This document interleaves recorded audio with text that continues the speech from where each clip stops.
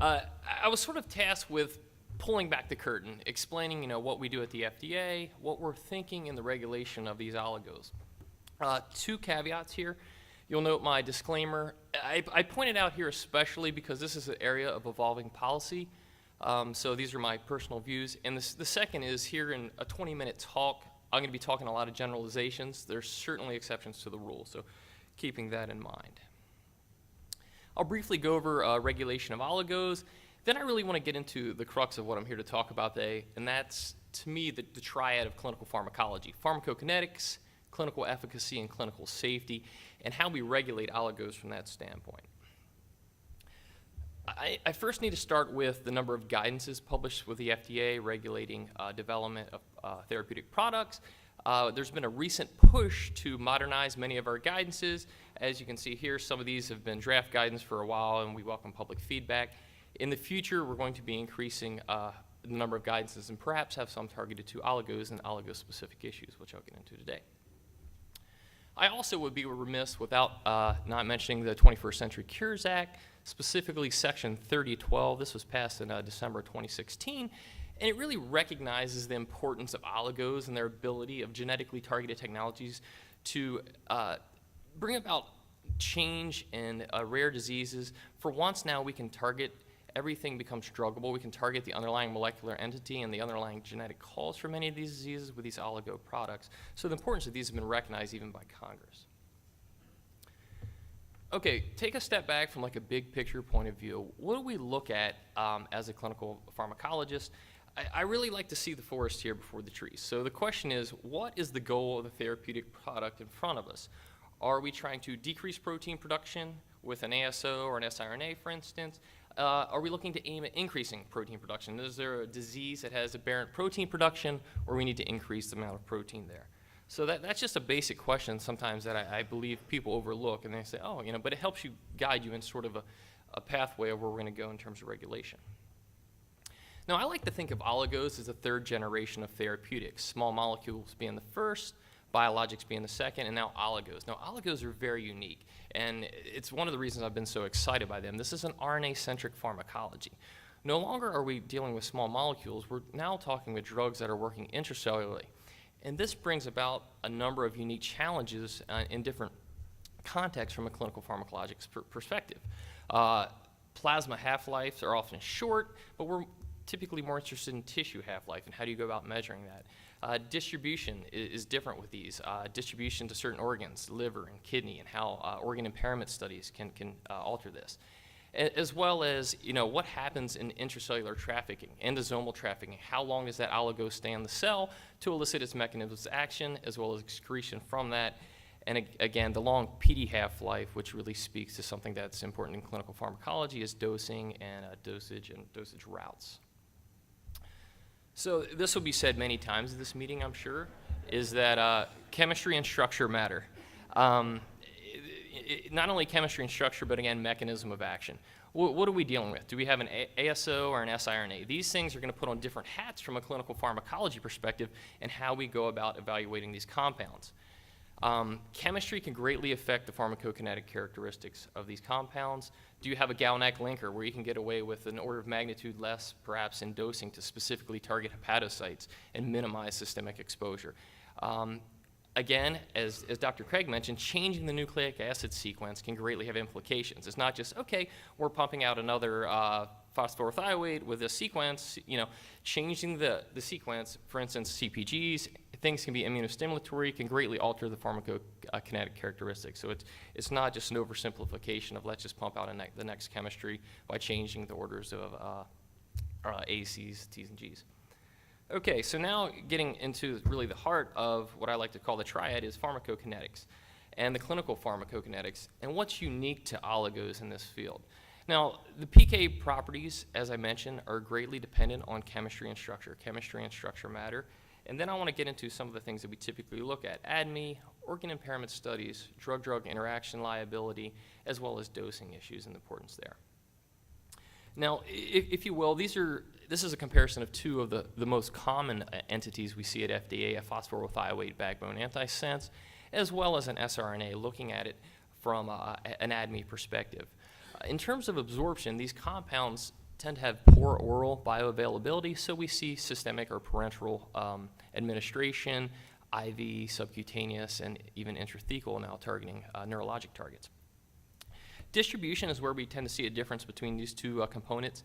Phosphorothioate backbone oligos, highly sticky chemistry, large volumes of distribution, go to many different tissues, cellular uptake in those tissues by receptor-mediated endocytosis. With the siRNA, given their chemistry, typically they're given with a linker like a GalNAc or a lipid nanoparticle to facilitate distribution, as they tend to have a shorter PK half-life, and again, similar uptake by receptor-mediated endocytosis. Metabolism of these compounds, our innate immune system is pretty good at weeding out foreign RNA and DNA, so they've been chemically modified to avoid or slow endogenous endonuclease and exonuclease degradation. And then the degradation products are ultimately typically renally excreted as chain-shortened oligos from there, N-1, N-2, and so forth. Organ impairment studies. How do you go about evaluating organ impairment with these oligonucleotides? So for renal impairment studies, given the common route of renal excretion, we typically recommend that sponsors do evaluate the renal impairment on the pharmacokinetics of these compounds. From a clinical perspective, we often encourage sponsors to enroll mild or moderate renal function patients in the clinical trial to better allow us to inform labeling as such. Hepatic impairment studies, as with small molecules, can be a bit more challenging. What to do in the case of a GalNAc where you have really high hepatocyte concentrations, and how liver function may affect the uptake and the metabolism of these compounds. So the effects are often unclear, but it's something that we ask sponsors to evaluate, again, especially with hepatocyte-targeted oligos like GalNAcs.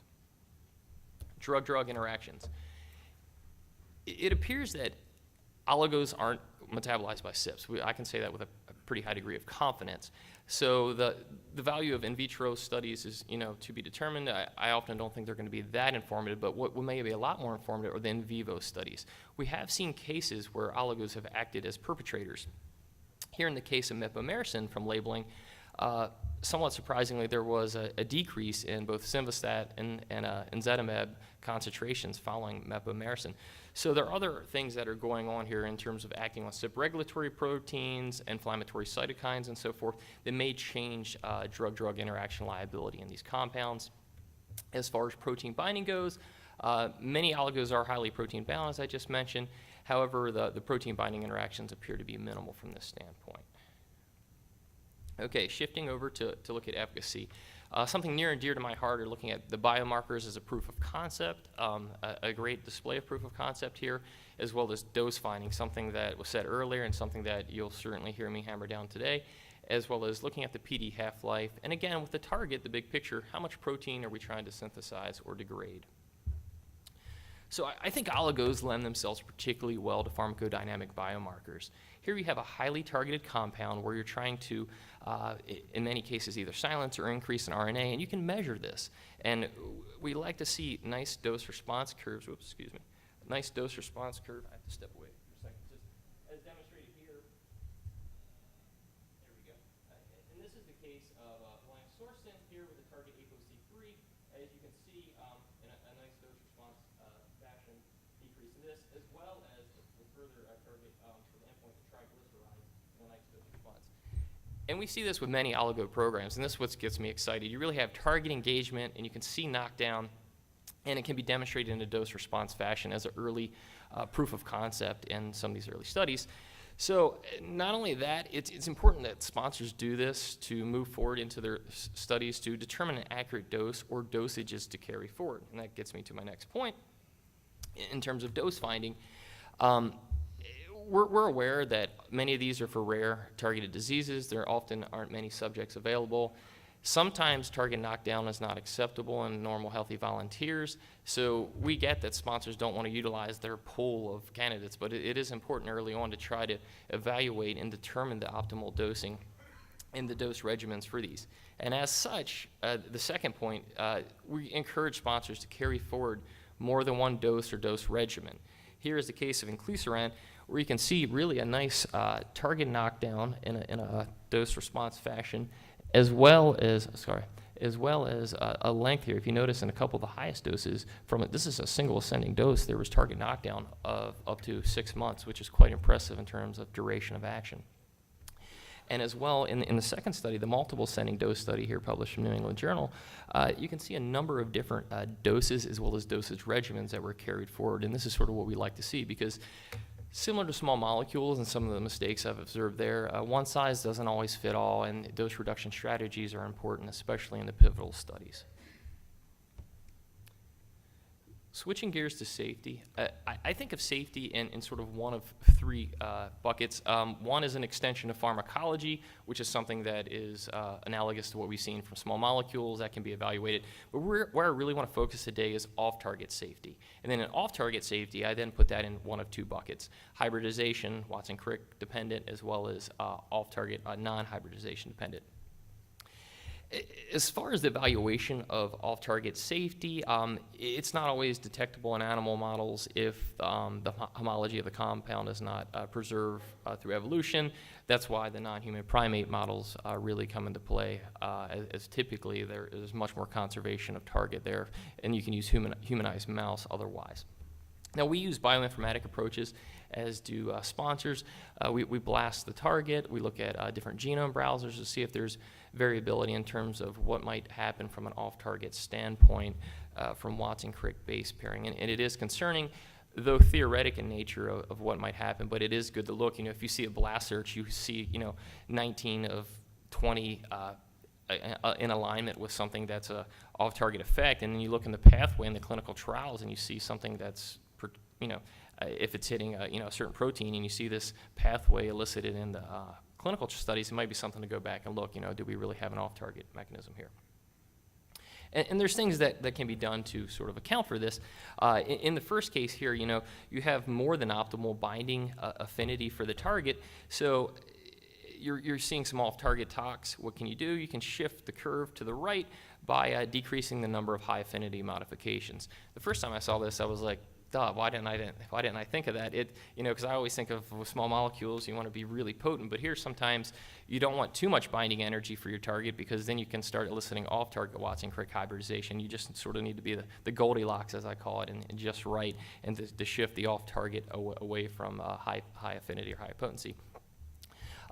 In the second case, what can be done, and this is probably more applicable to like gapmers, is that to shift the off-target to the right, you can increase the length of your oligo to decrease the number of mismatches for the off-target effect. Now, in terms of immunologic stimulation, Dr. Craig did a great job of touching on this earlier. Our innate immune system is pretty good at recognizing foreign RNA and DNA and elicits effects accordingly, immunostimologic effects, toll-like receptor activation, interferon activation. And one thing we ask ourselves, is this in a dose-dependent fashion? Is this can be accounted for, or is this sort of an idiosyncratic effect that can occur at any different time point? Now, what do we see from the injection of foreign synthetic oligonucleotides that work through the immune-mediated adverse events? Injection site reactions are common, can be mediated through toll-like receptors, flu-like reactions, some rare cases of hypersensitivity, immune-mediated glomerulonephritis, as well as some other effects. And again, a lot of these, if you look to viral infections in nature, you can see a very, very similar pathways of our autoimmune or innate immune system recognizing this foreign RNA and DNA.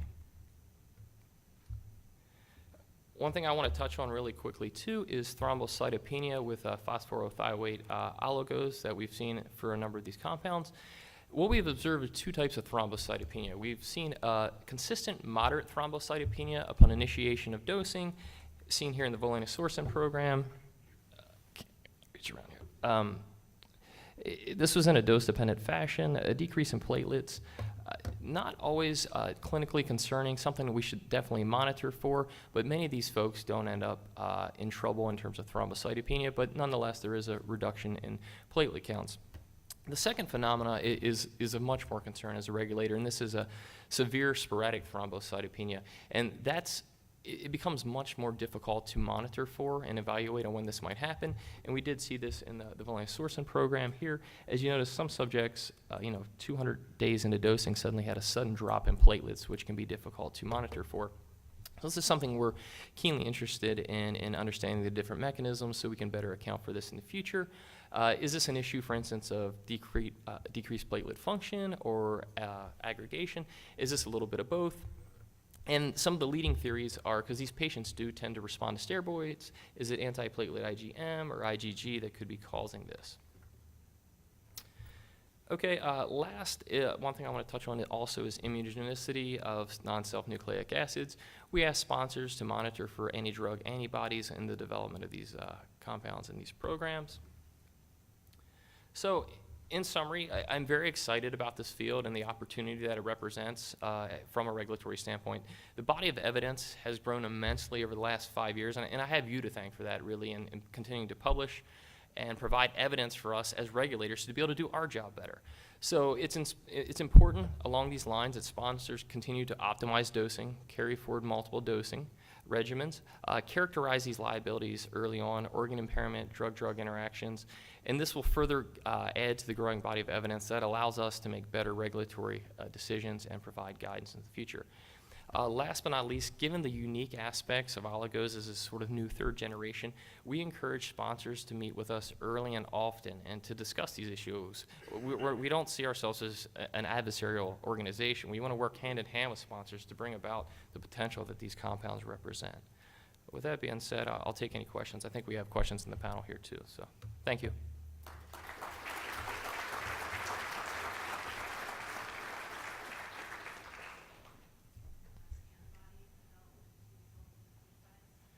So the question was, are we starting to monitor for any antibody development to oligonucleotides? And the answer to that is yes. So we ask sponsors to evaluate anti-drug antibodies in many of these programs. We have seen anti-drug antibodies in many of these programs. How it does in some instances, I got to be general here, affect PK from a systemic PK issue, but we don't know that. We haven't observed any decreases in efficacy in a general context. And it's difficult here, too, is the case of what to do about neutralizing antibodies and how would you even develop an assay for that to measure intracellular. I'm not sure how one would do that. So, but yes, we do recommend sponsors evaluate anti-drug antibodies. We've seen it in many of the pivotal programs. As far as its impact on efficacy, it's yet to be determined.